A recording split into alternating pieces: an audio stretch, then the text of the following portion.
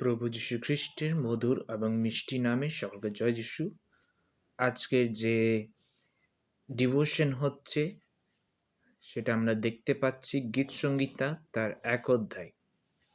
সেখানে প্রকার লেখা আছে, ধন্য সেই ব্যক্তি যে দুষ্টদের মন্ত্রণায় চলে না, পাপীদের পথে দাঁড়ায় না, নিন্দকদের সভায় বসে না, কিন্তু সদাপ্রভুর ব্যবস্থায় আমোদ করে, তাহার ব্যবস্থা দিবার রাত্র ধ্যান করে।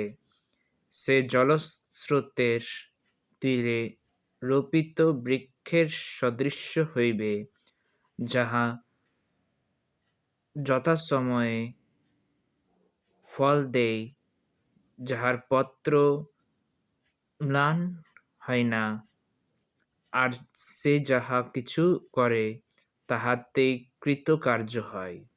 দুষ্টগণ সেরূপ নহে, কিন্তু তাহারা বায়ুচালিত তুষের ন্যায়।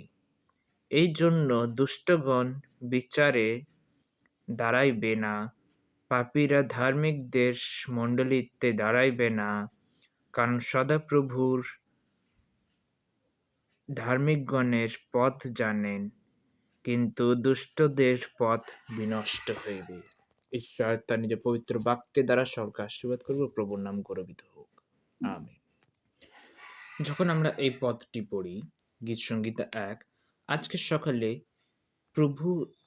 সদাপ্রভু আমাদেরকে একটা কথা বলতে চাই, যেটা হলো কি, যখন আমরা ১ অধ্যায়ের ১ থেকে ৩ পদটি পড়ি, সেখানে আমরা দেখতে পাই কি করে লেখা আছে যে, ধন্য সেই ব্যক্তি যে দুষ্টদের মন্ত্রণায় চলে না।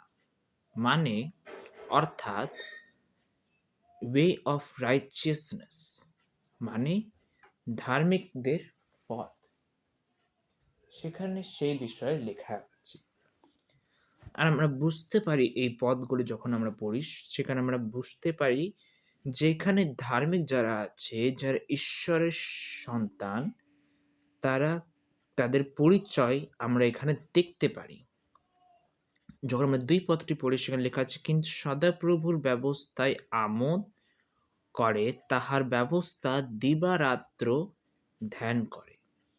যখন আমরা যিহোশূয়া তার ১ অধ্যায় আর ৮ পদটি পড়ি, সেখানে এমনভাবে ঈশ্বর নিজের পবিত্র বাক্যে এমনভাবে লিখেছেন যে আমরা বুঝতে পারি যে এই দ্বিতীয় পদটি, যে গীত সংগীতের দ্বিতীয় পদটি আছে, সেটা কেন এমনি লেখা আছে।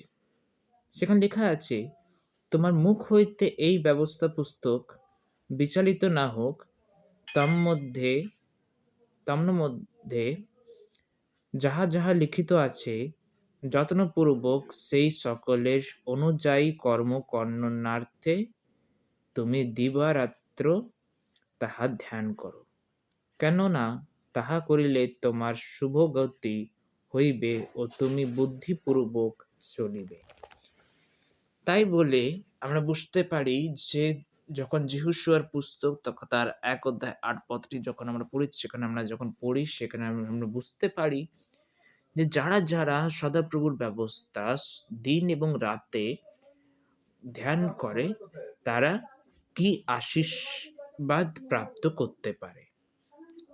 আর সেই হিসাবে যখন আমরা ৪ থেকে ৬ পদটি পড়ি, সেখানে আমরা দেখতে পাই যে দুষ্টগণ আছে, তাদেরকে কিভাবে অপমান, কিভাবে তাদেরকে ঈশ্বরের বাক্যে তাদের যে পোস্ট আছে, তাদের যে জায়গা আছে, এখানে দেখিয়ে দিয়েছে।